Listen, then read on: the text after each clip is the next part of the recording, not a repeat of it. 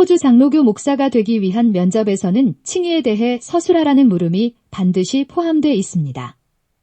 칭의를 중하게 여긴다는 의미가 무언지 아시죠?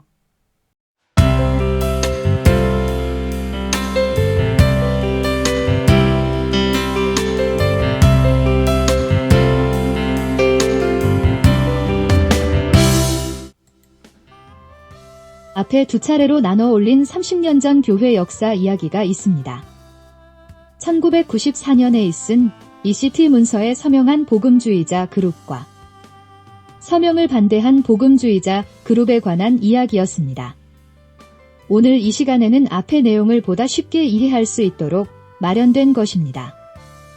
30년 전 교회 역사를 공부하는 것이 오늘을 사는 우리들에게 여전히 분명 유익이 있다고 여기기 때문에 여러분과 함께 차근차근 이 내용을 나누고 싶습니다. 자, 시작해 보겠습니다. 복음주의라는 용어로부터 시작합니다. 신학적 역사적으로 복음주의란 단어는 로마 가톨릭 교회 사제주의와 대비되는 것으로 종교개혁은 또 무엇입니까? 중세 영적 암흑 시기를 선도했던 교회란 이름을 가진 기관 로마 가톨릭 교회 시스템으로부터 하나님의 생명, 영적 생명, 즉 영생과 구원이 걸린 문제를 두고 초대 교부 시대 어거스틴으로 돌아가고 무엇보다도 믿음과 실천의 절대 표준이라 할 수 있는 성경, 곧 하나님의 말씀으로 돌아간 것입니다. 특히 신약 성경, 사도 바울이 쓴 서신서에서 명백하게 그리고 요한복음을 비롯한 사복음서에서 주 예수 그리스도께서 친히 말씀하신 복음, 구원어는 믿음의 가르침을 재발견, 재확인한 의미심장한 사건이었던 것입니다.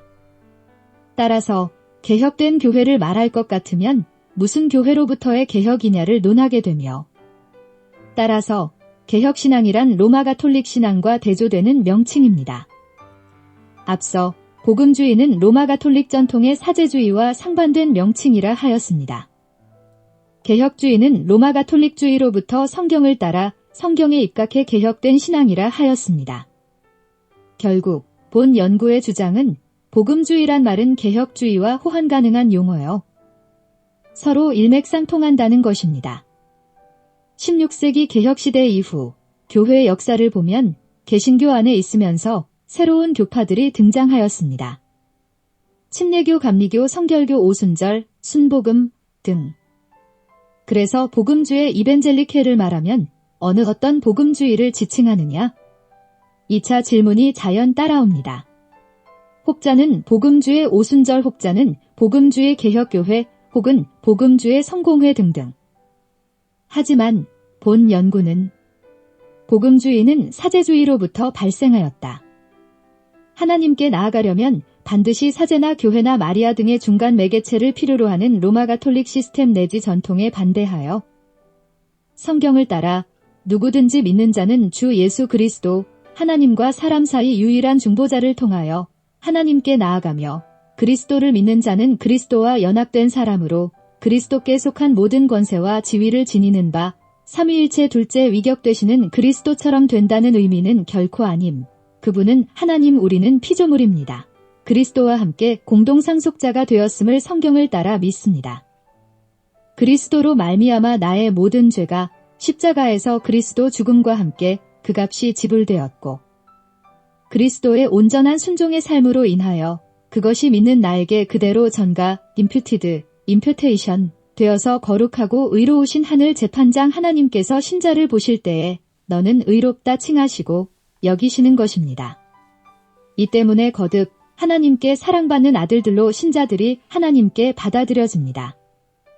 다시 복음주의는 믿는 자 한 사람 한 사람은 택한 족속 왕 같은 제사장, 거룩한 나라 하나님의 소유된 백성이라는 놀라운 특권, 그리스도 안에서 얻게 된 새로운 신분을 가진 신자, 이들 모두는 다 하나님과 사람 사이 유일한 중보자이신 주 예수 그리스도의 이름으로 그분을 힘입어 거룩하고 의로우신 하나님의 존전에 담대하게 나아갈 수 있게 된 사실입니다.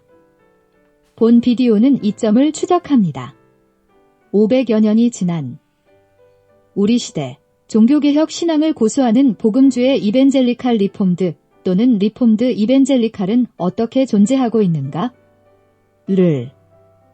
그리고 모든 것이 다 뒤섞이고 진리의 절대성이 약화가 되며 뭐든 내가 옳다고 여기는 게 진리, 뭐든 내게 유익한 것 나를 행복해 하는 것이 절대적 가치를 지니는 우리 시대에 지난 16세기 1517년도에 일어난 성경적 개혁신앙이 여전히 의미가 있는가? 바로 이 점을 둘째로 묻습니다. 첫째 질문은 1936년 미국 장로교 그레샴 메이첸, 1966년 영국의 마틴 로이드 존스 그리고 비교적 최근, 지금으로부터 30년 전인 1994년도에 이르기까지 역사적 성경적 신앙의 유산인 종교개혁 신앙은 유지해왔다. 그리고 오늘 2024년도에도 여전히 존재하고 있다. 바로 이 점을 밝힙니다. 방금 전 1994년도를 언급하였는데 이때 성경적 역사적 기독교인 복음주의 신앙을 가진 지도자들 중에서 둘로 나뉘는 사건이 발생하였습니다. 종교개혁이 우리 시대에도 여전히 의미가 있는가에 대한 대답에 일부 복음주의자들은 그것은 비극이었다. 부끄러운 일이다. 후회할 일이다.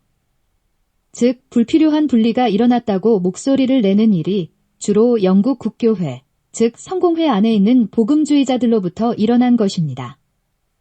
이 목소리는 지난 세기 중반에 대단히 환영과 호응을 얻었던 교회 연합운동, 에큐메니칼 운동에 대한 영국 국교회의 지지를 보여준 정책의 산물입니다. 성공회 내에서 복음주의자 대변인 역할을 하였던 존 스토트와 같은 사람들, 그리고 에큐메니칼 운동은 우리가 왜 복음주의자로 존재하는가 하는 명분과 정체성을 무색하게 하는 것이다. 좌로는 신학적 자유주의, 우로는 로마 가톨리시즘과 아무런 구분 없이 섞이는 결과를 내놓는다라고 반대 진영에 서서 개혁자들의 신앙, 영국 개혁신앙을 지닌 청교도들, 존 낙스와 함께한 스코틀랜드 장로교, 그리고 언약파 내지 언약도들, 18세기 복음주의 부흥시대의 휘필드나 웨슬리 조나단 에드워즈 로울랜드즈 하웰레리스 윌리엄 윌리엄스 19세기 영국의 존 라일 찰스 스펄전으로 이어져온 성경적 역사적 신앙의 계승에 선 것입니다. 로이드 존스가 복음주의 연맹 2차 회의에서 연설로 영국 복음주의자 내에 분열이 있었을 때 젊은 제임스 패커는 어느 시점에서 존 스토트 편에 섭니다. 이 점에 대해서 보다 상세한 설명을 주실 수 있는 분들을 구합니다. 아마도 성공회 소속 사역자였던 제임스 패커는 교단 전체의 움직임에 함께 편승하는 쪽으로 움직였던 것 같습니다. 그런가 하면 성공회 측 복음주의자 알리스터 맥그라스도 반드시 거론되어야 할 것입니다. 제임스 패커는 이후 캐나다로 떠납니다. 그리고 리젠트 신학교에서 신학자로서의 그의 명성을 쌓아갑니다. 그는 존경받는 성공회 소속 개혁신앙 전파자 학자였습니다.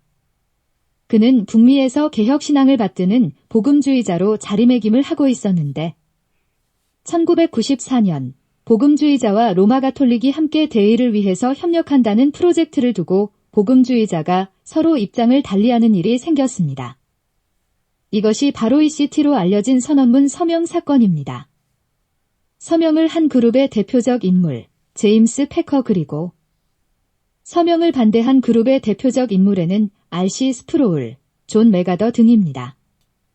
이 서명 사건으로 인해 관계가 매우 어색해지게 된 복음주의자들은 서로의 우정 내지 친목을 회복하고 간격을 많이 줄이기 위해서 서명한 측에서 회합을 주선하였습니다.